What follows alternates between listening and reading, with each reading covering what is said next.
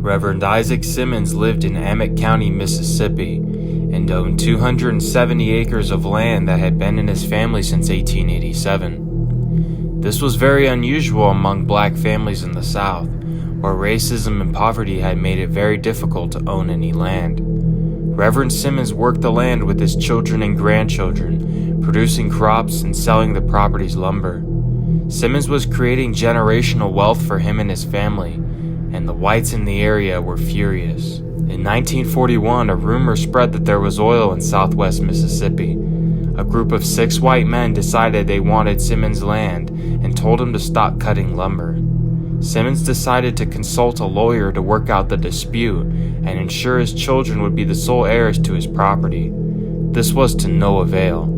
Years later, on Sunday, March 26, 1944, a group of white men arrived at the home of Reverend Simmons' son, Eldridge, and told him to show him to the property line. He agreed to do so, which would turn out to be a disastrous decision. While Eldridge Simmons rode with the men in their vehicle, they began to beat him and shouted racist language towards him. The men then found and dragged Reverend Simmons from his home about a mile away and began beating him as well.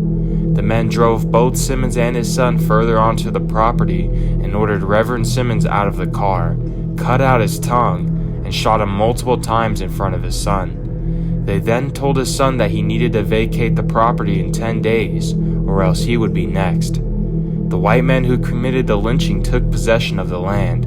The constable and sheriff concluded that Reverend Simmons had, quote, met his death at the hands of parties unknown, even though his son Eldridge and his 2 daughters, Emma and Lee, were present and able to identify by name at least 4 of the 6 men responsible.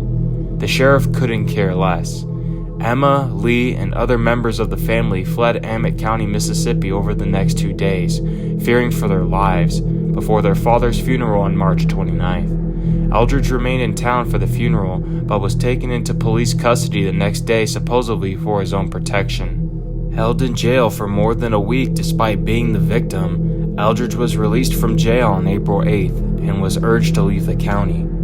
Only one of the 6 white men responsible were ever prosecuted for Reverend Simmons' lynching. On November 1st, 1944, more than 7 months after their father was lynched, Eldridge and his sister Emma were arrested in New Orleans, Louisiana on charges that they had fled the state in order to avoid testifying as witnesses in the trial, even though they were told to leave Mississippi for their own protection. No matter what they did, the system or a group of white supremacists were going to bring them down. During the trial on November 11, 1944, Eldridge, Emma, and Lee all refused to name the perpetrators in the testimony because they feared for their own lives in the event of a conviction. The one white man was ultimately acquitted by an all-white jury because of, quote, lack of evidence.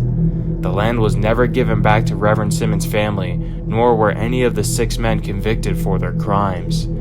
Sadly, nowadays this story has been nearly entirely forgotten. This is what Google shows you when you search Reverend Simmons.